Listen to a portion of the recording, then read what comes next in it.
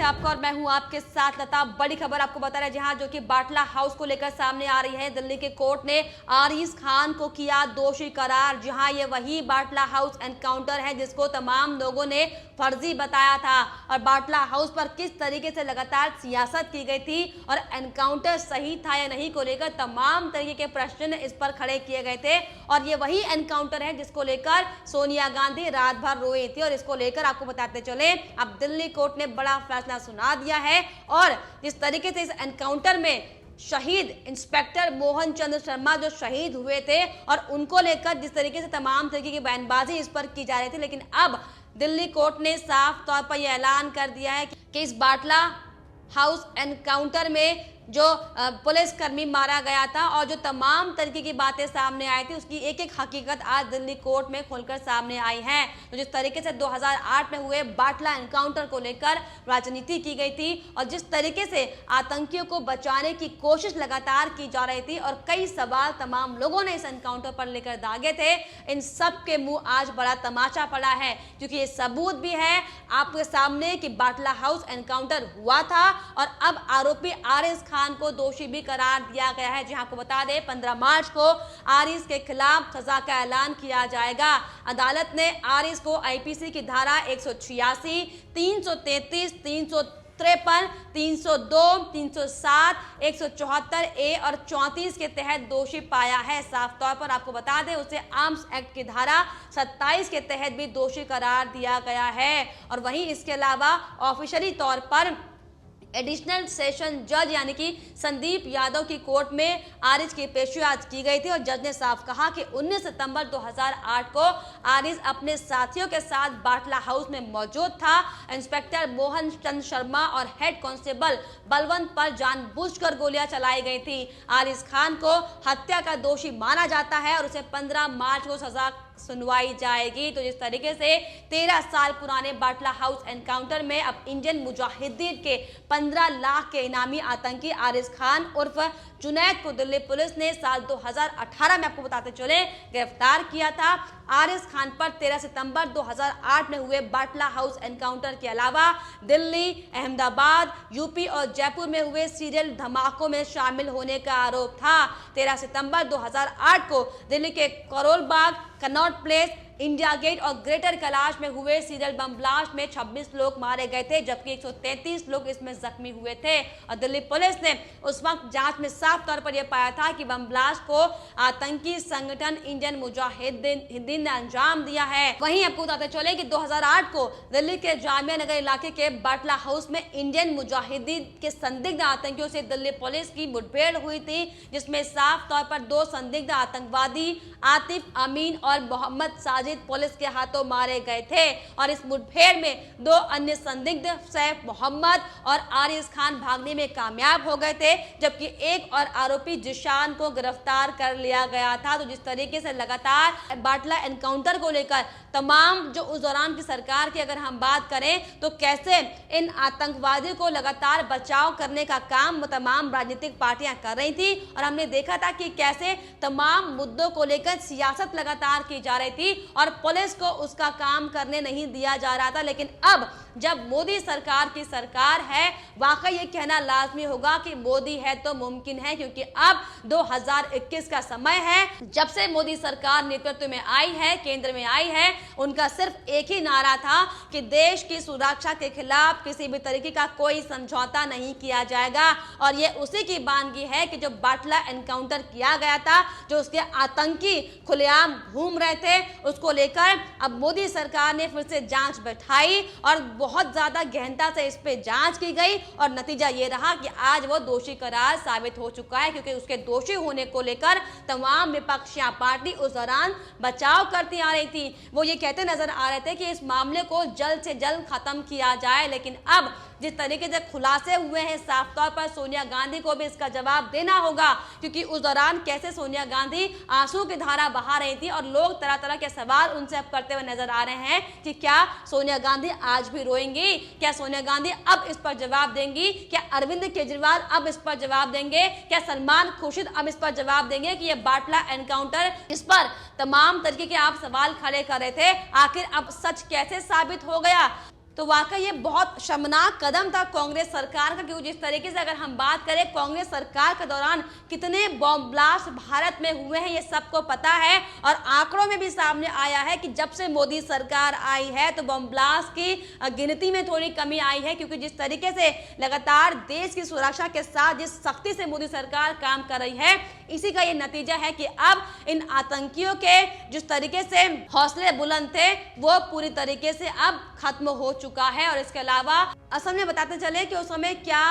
कहानी इसको लेकर थी। दरअसल दिल्ली पुलिस की स्पेशल सेल उन सीरियल बम धमाकों की जांच कर रही थी, और इसी के चलते वो टीम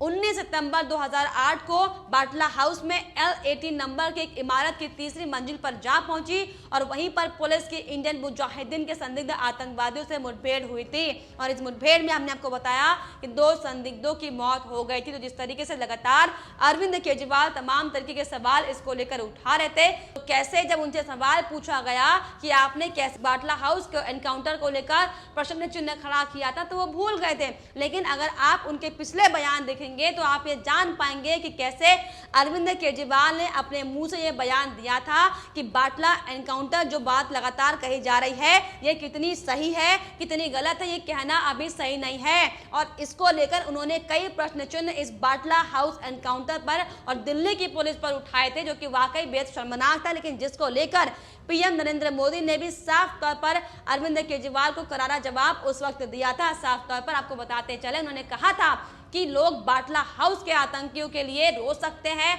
उनका साथ देने के लिए सुरक्षा बलों को कटघरे में खड़ा कर सकते हैं, लेकिन दिल्ली का विकास नहीं कर सकते। प्रधानमंत्री नरेंद्र मोदी ने यह सवाल उठाया कि अपनी राजनीति के लिए, तुष्टीकरण के लिए लोगों को भड़काने वाले लोग क्या दिल्ली का भला कर सकते हैं। क्योंकि जिस तरीके से ये सामने आया था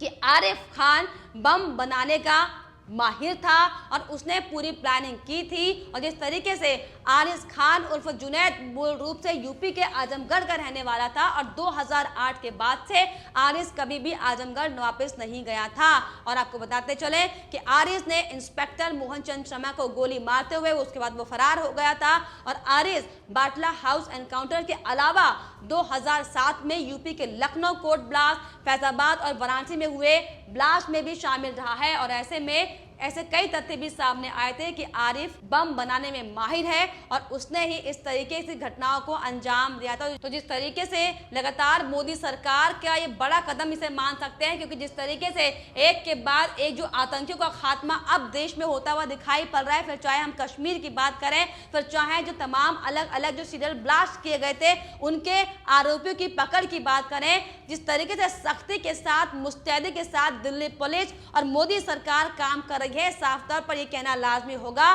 कि अब जो तमाम विपक्षी लोग थे जो सिर्फ और सिर्फ तुष्टीकरण की राजनीति करते थे, सिर्फ और सिर्फ देश में आतंकवाद को फैलाना जानते थे, देश को जलाना जानते थे, अब उनको ये जवाब देना होगा कि आखिर बाटला हाउस एनकाउंटर में जो आरिफ खान को सजा दी गई है, अब आपको भी इसको लेकर सजा मिलनी चाहिए, क्योंकि आपने उन लोगों को बचाया है, क्योंकि उस दौरान आपकी सरकार थी। और क्यों आपने इस मुद्दे को छुपाया, क्यों आपने पुलिस के ऊपर दबाव बनाया, क्यों इस मामले पर जांच करने नहीं दिया, इस तरीके के कई सवाल सामने आ रहे हैं। लेकिन अब जब मोदी की सरकार आई, बीजेपी की सरकार आई, तो साफ तौर पर बड़े बड़े खुलासे विपक्षों के भी इसको लेकर हुए हैं। और आपको बताते चलें कि उन दिनों जब बाटला एनकाउंटर हुआ था तो कैसे कैसे शर्मनाक बयान उन तमाम नेताओं के मुंह से आए थे सामने, जिसको लेकर आपको बताते चले कि ममता बनर्जी ने भी साफ तौर पर 17 अक्टूबर 2008 को ये साफ तौर पर कहा था एक सभा को संबोधित करते हुए, ये एक फर्जी एनकाउंटर था, अगर मैं गलत साबित हुई तो राजनीति छोड़ दूंगी। क्या अब ममता बनर्जी चुनाव से पहले राजनीति छोड़ देंगी, यह बड़ा सवाल है। और उन्होंने इस एनकाउंटर पर न्यायिक जांच की मांग की थी। और इसके अलावा दिग्विजय सिंह जो कि कांग्रेस के बड़े दिग्गज माने जाते हैं, उन्होंने भी साफ तौर पर यह कहा था और उन्हीं ने इसकी राजनीति शुरू की थी। उन्होंने कहा था पुलिस पर सवाल उठाते हुए साफ तौर पर वो लगातार पुलिस पर सवाल उठाते रहे थे और राजनीतिकरण उन्होंने इस मुद्दे का किया था। उन्होंने साफ तौर पर दिग्विजय सिंह ने यह कहा था कि एनकाउंटर में मारे गए बच्चों को गुनाहगार या निर्दोष साबित करने के लिए कोई सबूत नहीं है। मेरी मांग है कि इस मामले की जल्द सुनवाई हो। एनकाउंटर की तस्वीरों को दिखाकर उन्होंने ये दावा किया था कि एक बच्चे के सिर पर 5 गोलियां लगी थी। अगर यह एनकाउंटर था तो सिर पर 5 गोलियां कैसे मारी गई?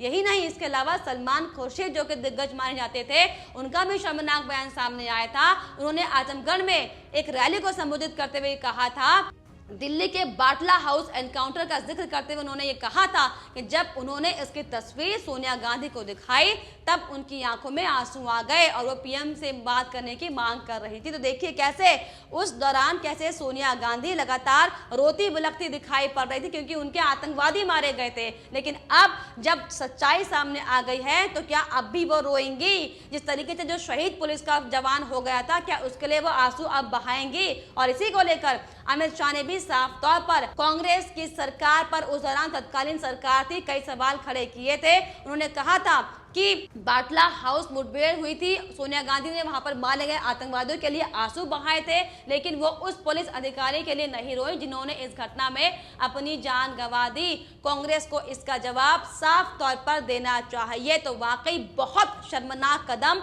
कांग्रेस की ओर से था, क्योंकि जिस तरीके से आतंकवादियों को लगातार बचाने का काम, संरक्षण करने का काम कांग्रेस करती है, इसको लेकर भी अब तरह तरह के सवाल सोशल मीडिया में उठने लगे हैं। लोग साफ तौर पर ये कह रहे हैं, सबसे पुरानी पार्टी कांग्रेस की अध्यक्षता तो रात भर रोती रही थी, कोई बहुत ही पुराने पार्टी के अध्यक्ष थी जो बहुत ज्यादा रो रही थी, पूरी की पूरी पार्टी में मातम पसरा हुआ था और उस टीम को लीड करने वाले अधिकारी पर ही कार्रवाई हो गई। लेकिन लंबी लड़ाई के बाद वह इंस्पेक्टर को निर्दोष मुक्त किया गया है। देखिए आखिरकार जीत सच्चाई की हुई है, क्योंकि जिस तरीके से लगातार बरगलाने का काम, तुष्टीकरण का काम कांग्रेस कर रही थी, उसका सच अब सामने आया और इसको लेकर और भी बातें सामने आ रही हैं। लोगों का साफ तौर पर यह कहना है कि दिग्विजय सिंह, खुर्शीद आलम और महारानी इटली आज फिर रोएंगी क्या? अब लोग सवाल खड़े कर रहे हैं दरअसल। और उन्होंने ये भी कहा कि जिन लोगों ने आंसू बहाए अब उनका क्या होगा? तो जिस तरीके से लगातार अब बाटला हाउस एनकाउंटर को लेकर तमाम तरीके के सवाल अरविंद केजरीवाल, सोनिया गांधी, सलमान खुर्शीद, दिग्विजय सिंह, ममता बनर्जी जो तमाम तरह के सवाल खड़े कर रहे थे, बहुत शर्मनाक है कि अब उन सब के मुंह में एक बड़ा तमाचा पड़ा है, क्योंकि अब आज साफ तौर पर यह साबित हो गया कि बाटला एनकाउंटर जो हुआ था उसका जो आरोपी है आरिफ खान, उसे अब सजा दी जाएगी। और इसको लेकर अब लोग लगातार आतंकवाद पर नेशनल पॉलिसी बनाने की भी मांग कर रहे हैं, क्योंकि जिस तरीके से कांग्रेस पार्टी ने जो राजनीति अपनी की है, इसको लेकर अब लोगों का साफ तौर पर यह कहना है कि एक नेशनल पॉलिसी आतंकवाद पर होनी चाहिए। चाहे वो किसी पार्टी की सरकार हो, उसे नेशनल पॉलिसी बनानी चाहिए और वो हर राजनीतिक शख्स पर लागू होनी चाहिए। तभी हम एक होकर आतंकवाद के खिलाफ युद्ध कर सकते हैं। नहीं तो जाहिर है कि जो भी टीम जांच कर रही है उन पर बेवजह प्रेशर आता है और उनके काम में बाधा आती है। तो साफ तौर पर हकीकत सामने आ चुकी है, क्योंकि जिस तरीके से सोनिया गांधी जो शर्मनाक बयानबाजी उस दौर में कर रही थी, तमाम कांग्रेस के बड़े बड़े नेता जो आतंकवाद को लगातार बढ़ावा देते हैं, पाकिस्तान की लगातार भाषा बोलते हैं, तुष्टीकरण की लगातार राजनीति करते हैं, उनके लिए ये बड़ा सबक है, क्योंकि अब साफ तौर पर आरिफ खान को कोर्ट की ओर से सजा सुनाई जाएगी। और इस पर आपकी क्या राय, हमें कमेंट बॉक्स में जरूर लिखिएगा। साथ ही साथ हमारे चैनल को सब्सक्राइब करना भी ना भूलें।